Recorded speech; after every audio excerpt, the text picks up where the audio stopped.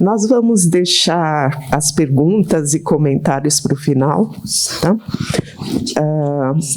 Agora nós vamos passar para a palestra da professora Margarida Petter, que se intitula Do Cafundó a Damásio, Comunidades Quilombolas no DL USP e nos Itinerários de Ana Estela.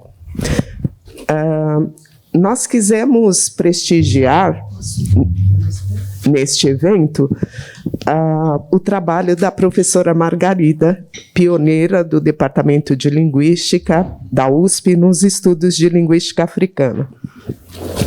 Ela vai abrilhantar as duas mesas, a mesa de hoje e a mesa de amanhã, propostas para esse evento, não? Então, nós teremos essa honra de ouvir a Margarida em dois momentos. Enquanto nós tratávamos do evento, a professora Ana Estela Cunha, ex-orientanda da professora Margarida, faleceu precocemente em Portugal. Então, nessa primeira fala da professora Margarida, nós vamos ter uma dupla honra e uma dupla homenagem. Essa de ouvir a professora Margarida falar sobre a Ana Estela e sobre os encontros acadêmicos e pessoais entre as duas. Eu vou fazer uma breve apresentação da professora Margarida. Margarida Maria Tadoni Petter é professora livre e docente do Departamento de Linguística da Universidade de São Paulo. Fez mestrado na Universidade de Abidjan, na Costa do Marfim, e doutorou-se na USP.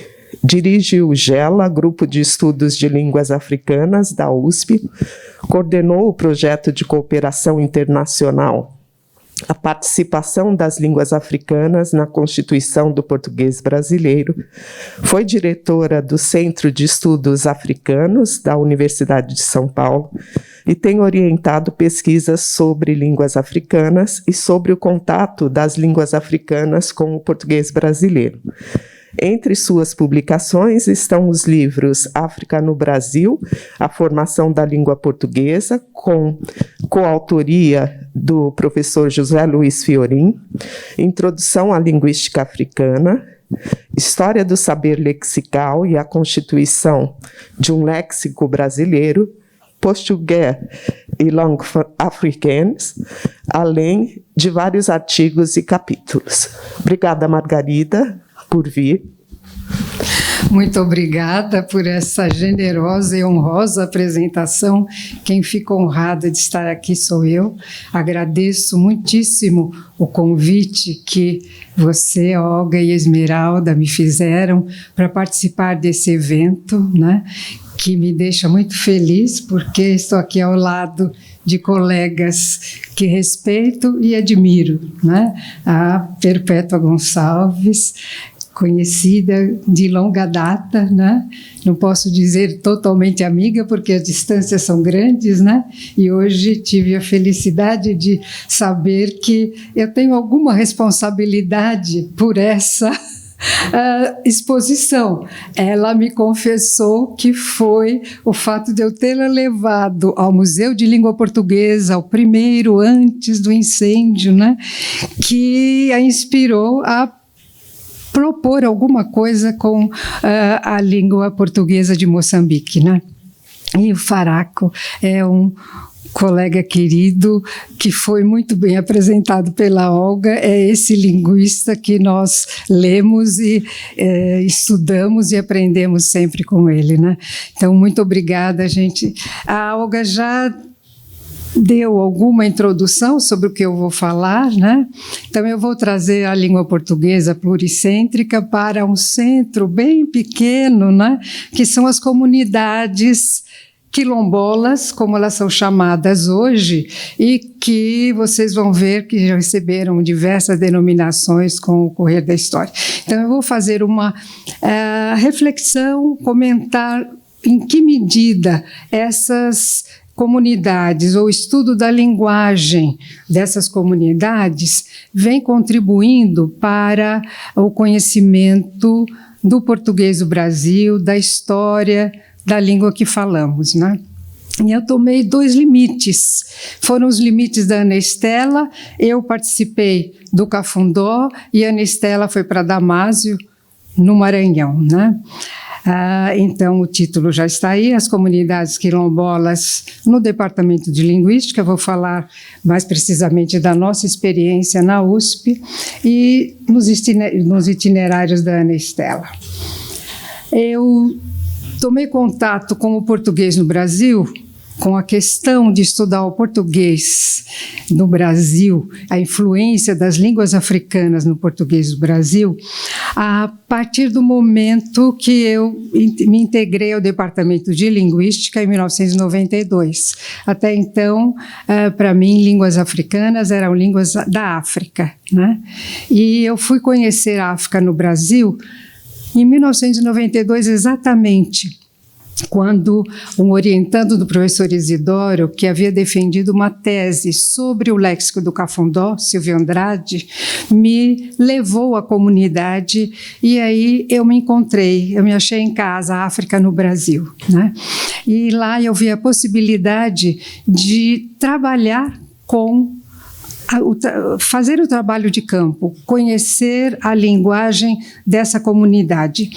E houve uma coincidência muito feliz, porque nesse mesmo tempo, Alan Baxter e Dante Lucchesi vinham desenvolvendo o projeto Vestígio de Dialetos Crioulos de Base Portuguesa em Comunidades Afro-Brasileiras Isoladas. Essa era a denominação. Afro-brasileiras isoladas, né? Hoje nós sabemos que elas não estão mais tão isoladas e nós as chamamos de quilombos ou comunidades quilombolas.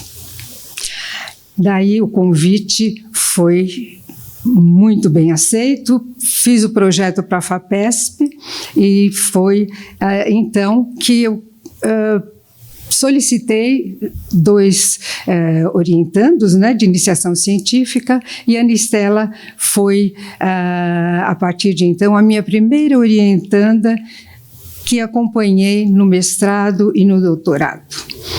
Aprendemos juntas a fazer o trabalho de campo nesse quilombo, né?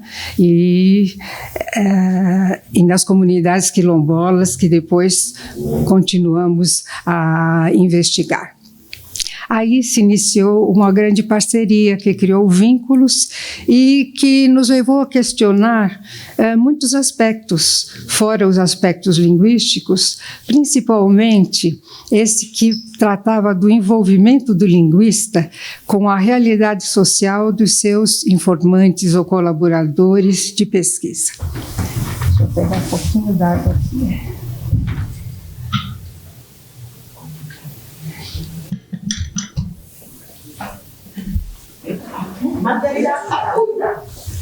Ai, que eu vou cair aqui. Opa! Eu estou ficando aqui muito distante. Obrigada.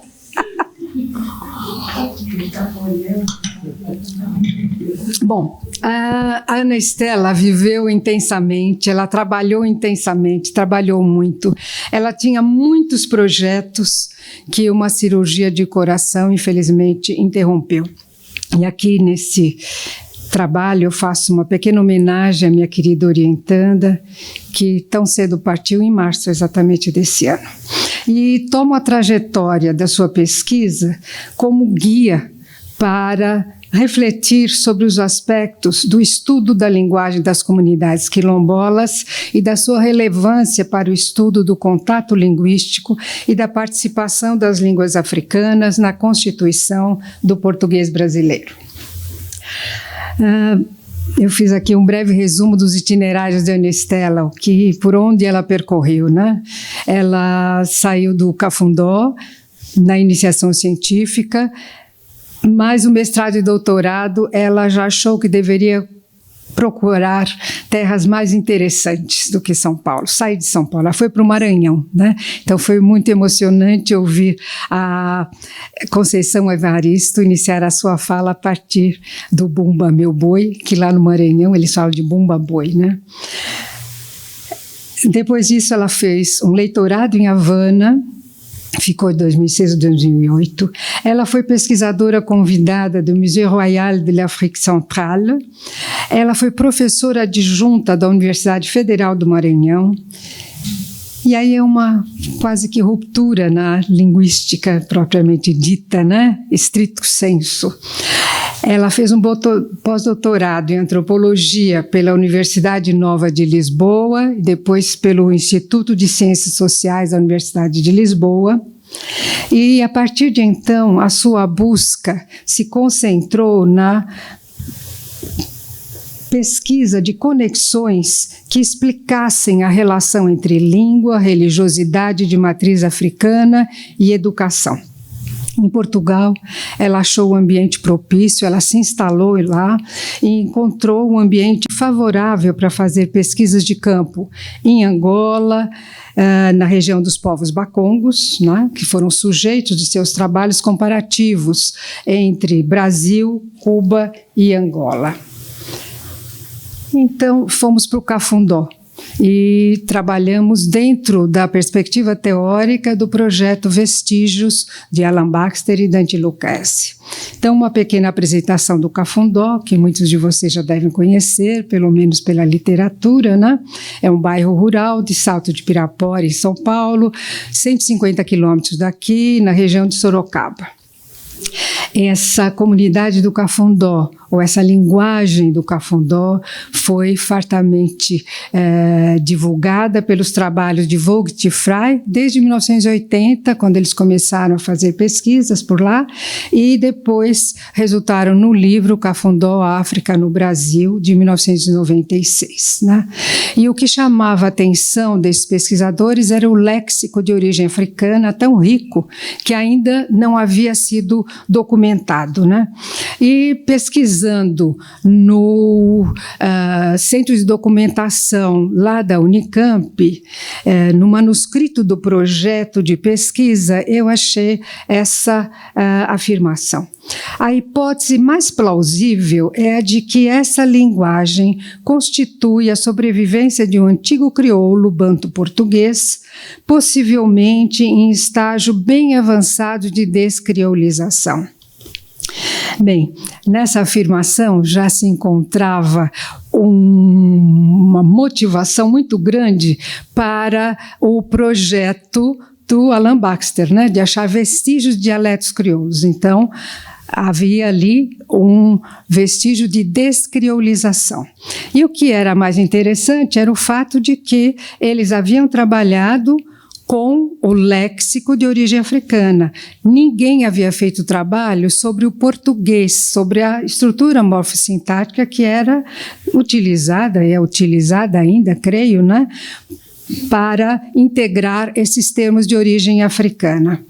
Então, o interesse para o projeto era evidente, né? E nós fomos com bastante ânimo para essa pesquisa. Falando do projeto exatamente, né, o projeto Vestígios, ele se apoiava na fundamentação teórica da sociolinguística variacionista. Tinha como motivação dois trabalhos, né? Então, o trabalho do Gregory Guy e depois o trabalho que Baxter havia feito na comunidade de Helvécia. No trabalho do Guy, eles retiraram essa ideia de que as diferenças do português popular do Brasil e do português padrão, elas não eram devidas, aí eu destaco, né? Não eram devidas a uma evolução linguística natural, mas apontavam para um processo de criolização no passado, de que ainda se encontram vestígios no presente. E o Guy trabalhou com a concordância verbal e nominal, e ele constatou que a marca de pluralidade nessa variedade de português popular, lá do Rio de Janeiro, né, que ele estudou, que marcava o plural no prefixo, né, essa característica da prefixação, era da mesma maneira como faziam as línguas africanas, principalmente as línguas bantas, né? E aí ele também se amparou para propor que esse fato A pluralidade marcada apenas no prefixo, né? Ela vinha de línguas africanas, ele se apoiou no dado da sócio-história, na demografia, que dizia que nós sabemos, né, que o Brasil absorveu aproximadamente 40% dos escravizados, né, que foram levados ou trazidos para a América. Algo por volta de 3,6 milhões, na época que ele fez a sua pesquisa, mas hoje em dia nós sabemos que já ultrapassa a 5 milhões essa contagem, né? Bem, o que Baxter encontrou em Helvécia, né, também o inspirou a propor esse projeto juntamente com o Dante Lucchesi. Nessa comunidade, situada no sul da Bahia, havia um dialeto que tinha traços de tipo crioulo. Quem havia falado desse dialeto com traços de tipo crioulo tinha sido a Carlota Ferreira, já em 1984, quando ela integrava a equipe do Nelson Rossi, trabalhando na confecção do Atlas Linguístico da Bahia. Né? Então, o Baxter achou essa afirmação no trabalho da Carlota muito interessante, visitou a comunidade junto com o Dante, e lá eles observaram fatos que vocês podem ler aí nessa lista, né? Que destoavam muito daquilo que se sabia dos dialetos rurais brasileiros. Né? Então, Helvécia era algo excepcional. Eu destaquei apenas 2 aqui, porque de um deles eu vou falar, né? A variação da concordância de número e gênero no sintagma nominal. Orações relativas não introduzidas por pronome. E daí, Baxter concluiu, né, que o dialeto de Helvécia apresentava traços sugestivos de processo irregular. Eu vou destacando essas afirmações, que ao final nós vamos discutir, o processo irregular de aquisição e transmissão de linguagem do tipo que caracteriza as línguas crioulas. Bem, então vamos lá para o Cafundó. Ficamos um ano, Ana Estela, eu, e havia mais um outro rapaz que foi substituído, não se deu bem com essa pesquisa, depois ficou o Antônio Carlos. Mas quem trabalhava mais comigo, nós íamos juntas todos os finais de semana, dormíamos lá no Cafundó, e era Ana Estela, né? Fizemos coleta de material dentro dos modelos da sociolinguística variacionista, usando Warburg, Labov. Depois de gravar tudo, olhar para todo aquele material, nós vimos, olha, muita variação de concordância de número, tanto verbal como nominal. Mas isso já estava muito estudado, né? Nós já tínhamos trabalhos de Marta Scherrer, de muitos outros estudiosos, o próprio Guy, né? Lá no Rio de Janeiro, e observamos um fato que era bastante restrito, mas muito interessante, que era a variação da concordância de gênero. E também optamos por trabalhar com esse traço, porque o Baxter também resolveu trabalhar com isso. Ele e o Dante, né? O Dante depois fez uma tese sobre essa questão, a tese de doutorado dele sobre a concordância de gênero. Pesquisando na literatura, encontrávamos apenas referências, nenhum estudo aprofundado, né? Vimos isso no Madeu Amaral, na Natal Rodrigues, trabalhos que se voltavam para as comunidades afro-brasileiras isoladas, né? Como se dizia naquela época. Do Vale do Ribeira, nós achamos o trabalho da Meire Francisca do Quareno, a Voz e a Vez, as comunidades do Vale do Ribeira. Ela apontava apenas esse fato. O Vogt e o Frey também diziam que lá em Mato Grosso havia uma comunidade de mata-cavalos em que se observava alguma coisa nesse sentido. Meire Baioc também falava disso lá dos Calungas, né? E o mais interessante de tudo é que os crioulos de base portuguesa, ou de Cabo Verde e da Guiné-Bissau, nesses crioulos, os determinantes, os quantificadores adjetivos não são afetados pelo gênero, né? Então, estava tudo de acordo para mostrar que isso daí era um traço de criolização. Fizemos toda a análise, vimos os traços linguísticos, vimos que a questão do adjetivo era aquela que parecia ser mais interessante, mas o que determinou a análise, né, dentro do programa do Warburg não foram as variáveis linguísticas, foram as variáveis sociais, né? Verificou-se, então, que havia uma tendência para a implementação da regra de concordância de gênero na relação inversa à idade dos falantes, né? Então, a proporção de concordância era extrema em toda a comunidade, 95% de concordância. Os 5% de não concordância eram de responsabilidade das pessoas mais idosas. E, dentre esses, a maior responsável de tudo era a dona Benedita, de 112 anos. Na época, ela confessava ter 112 anos, né? E aqui eu trago uma fala bonita da dona Benedita, ao nos receber em sua casa, né? Era Ana Estela, o Antônio Carlos e eu, né? Então, quanto gente moça bonito, meu Deus do céu, né? Ficava muito feliz quando nós chegávamos para conversar com ela, gravávamos com várias pessoas. E a pergunta que nós fizemos: a senhora é africana? Sou neto. Né? Então, aí vocês observam.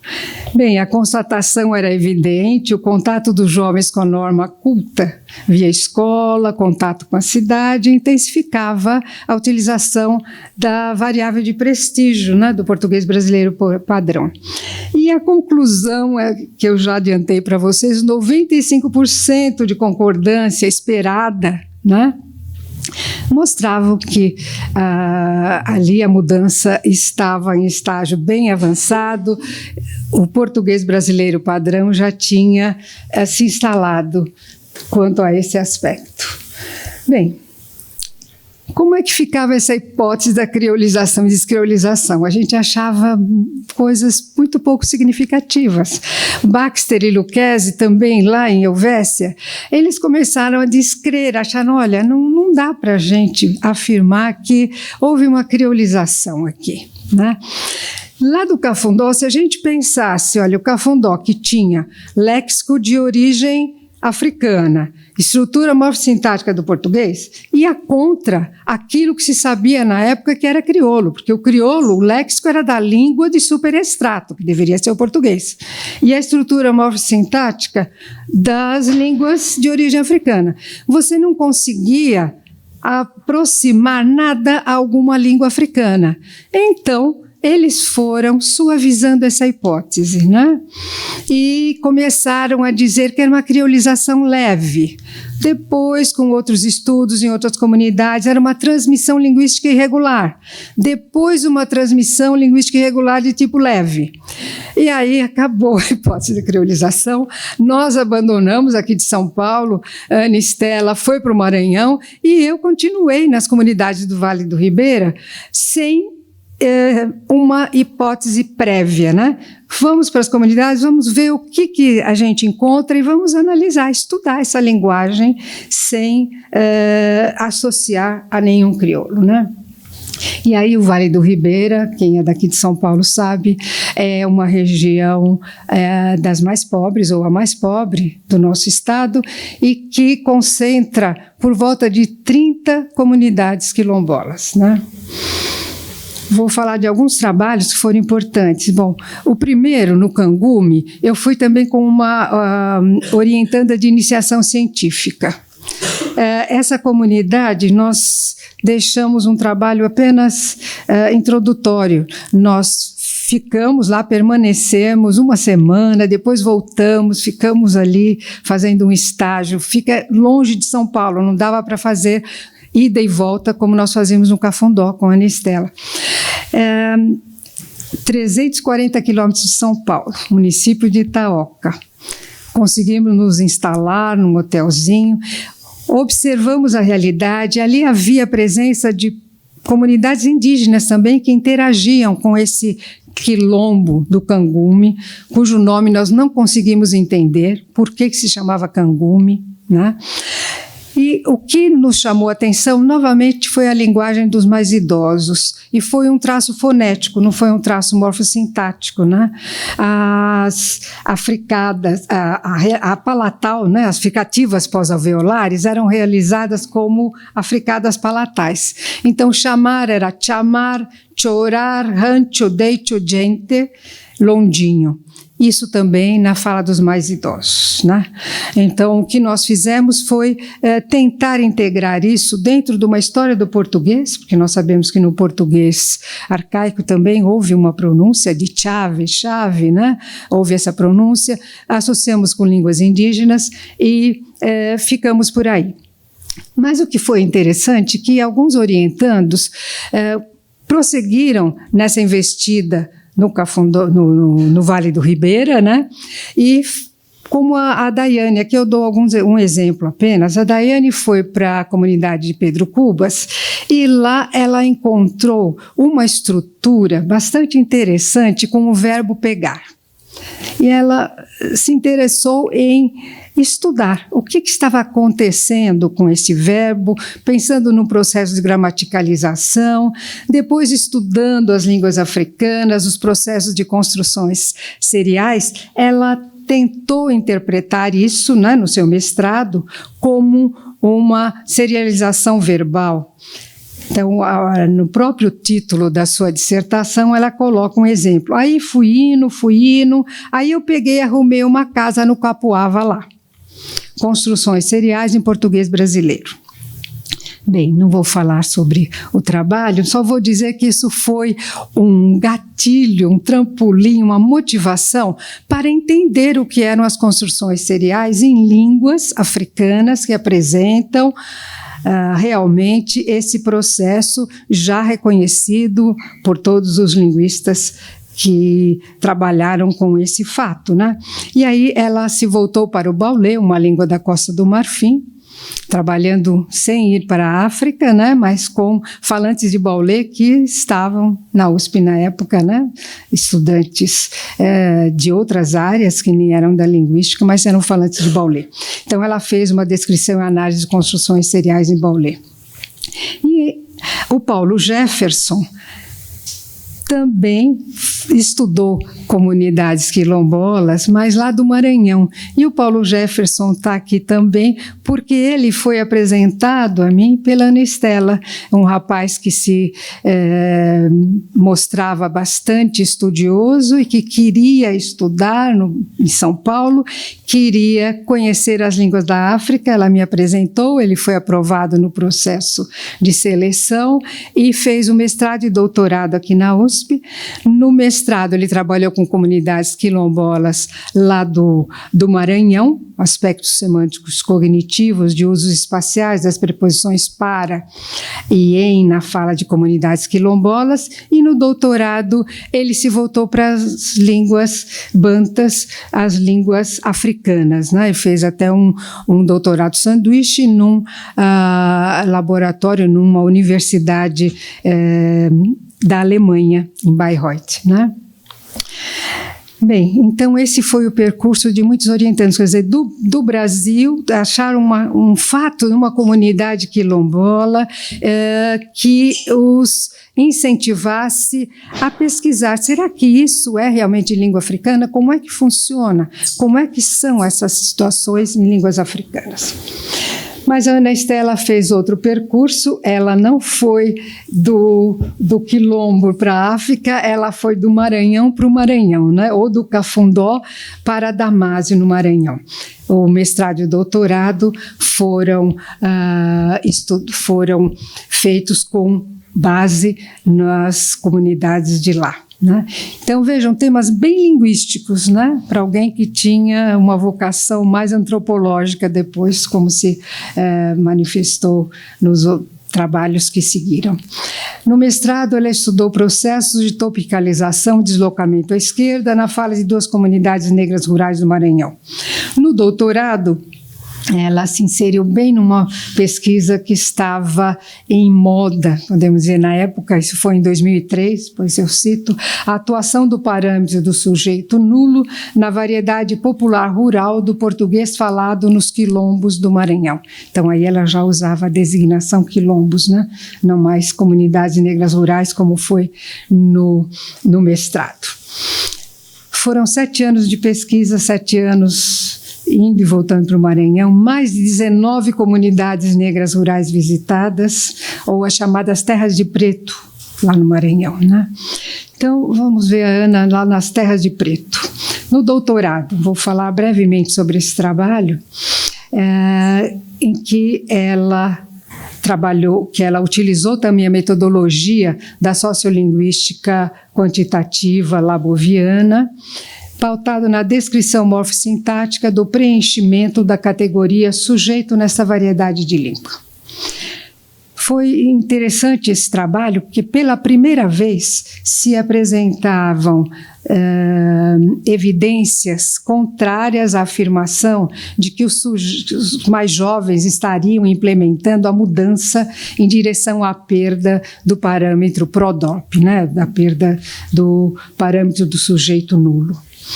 A Ana Estela constatou que na faixa etária dos mais idosos havia maior ocorrência de sujeitos preenchidos, enquanto os mais jovens tendiam a usar o sujeito nulo, influência da escola, né? E esse fato foi interessante porque em 2009, isso ela fez em 2003, Dante Lucchesi, no trabalho que ele organizou juntamente com outros pesquisadores, né? Num estudo que é assinado por ele, ele faz essa afirmação.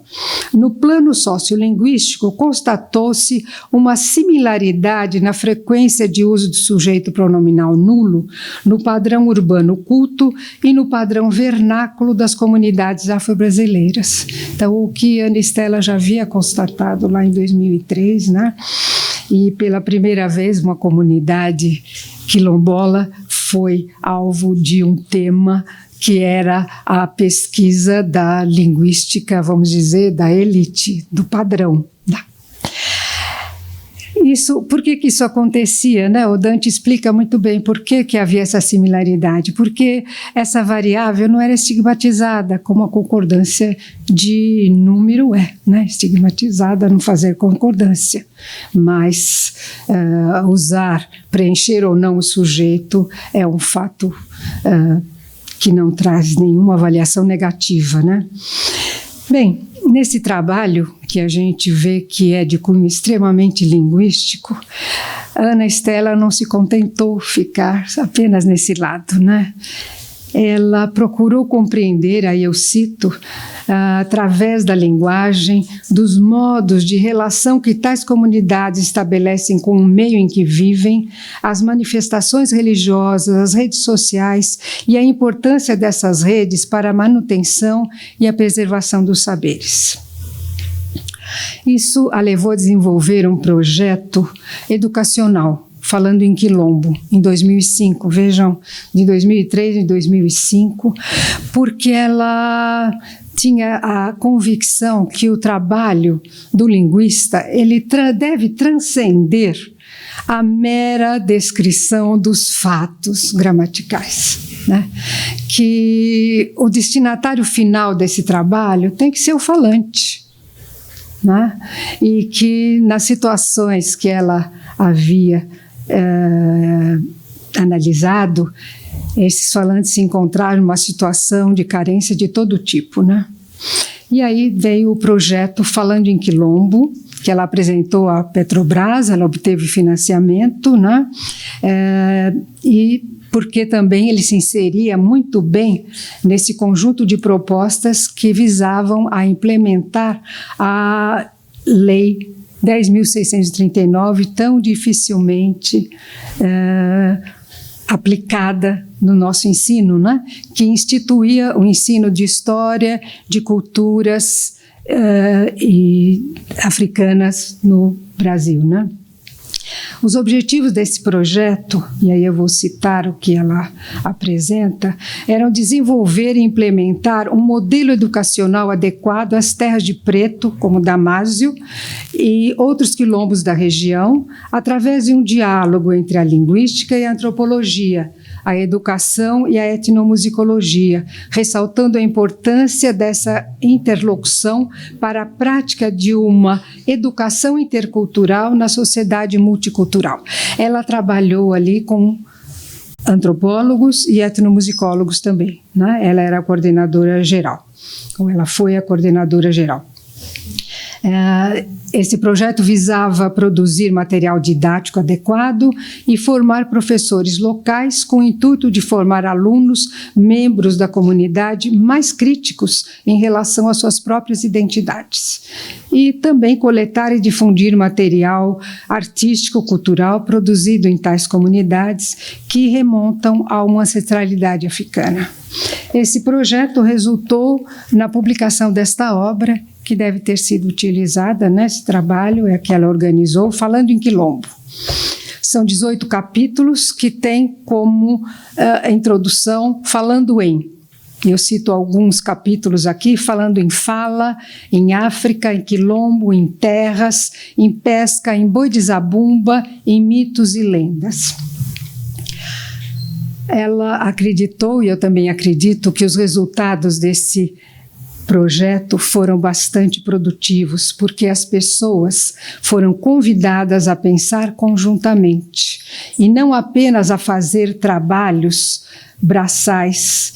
Descobriram talentos diversos, deixa eu vir aqui, talentos em diversas áreas e, o mais importante, passaram de objetos de pesquisa a sujeitos pesquisadores. A partir daí, ela enveredou pela antropologia das religiões, o trabalho audiovisual. Ela ganhou o Prêmio Unesco Crespial por documentário João da Mata Falado, elaborou e coordenou o projeto Mandou Me Chamar, Eu Vim, Historicidade e Performance Musical nos Terreiros Brasileiros de Matriz Negro-Africana em Portugal. Aí nós deixamos o itinerário da Ana Estelle e vamos ver o itinerário dos estudos dos quilombos, né? Voltando à linguística, 20 anos depois do projeto Quilombos, a importância do projeto, né? Colocou as comunidades quilombolas na cena dos estudos linguísticos, né? Quando se fala em história da língua, estuda-se a história da língua, que a gente pode dizer da língua padrão, da língua da elite. Assim, nós tivemos uma visão ampla da nossa formação histórica, né? Da formação dos padrões linguísticos da grande maioria da população brasileira, da nossa diversidade étnica e cultural. Isso eu estou falando de todos os projetos, né? Todos os estudos do projeto Vestígios. E a história de contato do português com línguas africanas. Estou vendo que o tempo já está meio apertadinho, né? Eu vou, então, passar rapidamente por esses fatos e dizer que... Vamos lá, resumir.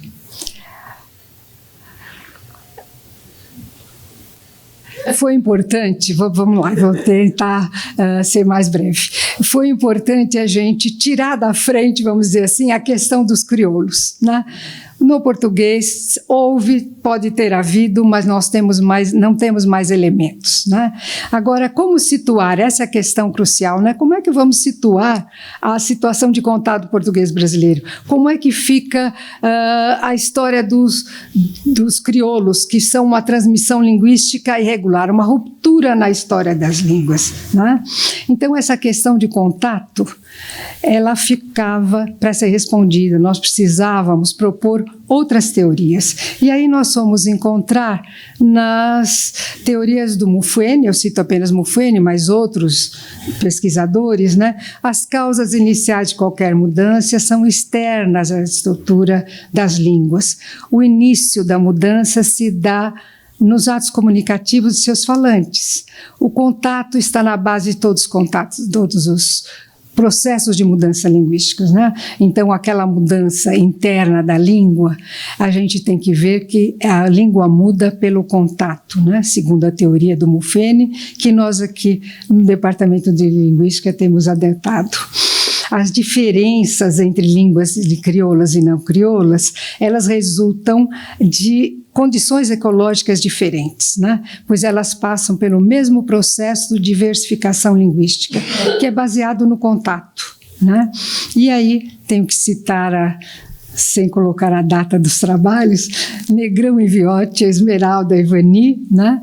Que tem um projeto de investigação da nossa história linguística que leva em consideração toda a situação histórica, econômica e social em que ela se forjou, incluindo as línguas de povos originários, línguas africanas e línguas de imigrantes. Para concluir, dizer que há outros estudos que eu não mencionei, que foram realizados e que estão sendo realizados em outras regiões do país. Houve um trabalho importante promovido pelo IFAM, que foi o Inventário da Diversidade Linguística Nacional. Márcia Oliveira, do DLCV, e eu participamos, estudando as comunidades afrodescendentes de Minas e do Pará. Eu fui para Minas, ela foi para o Pará, né? Nós temos o trabalho de Sônia Queiroz, e orientandos também foram para lá. E eu quero concluir aqui com uma reflexão minha, a partir dessa vivência com o trabalho de campo, que é aquilo que eu aprendi a fazer, que eu amo fazer em linguística.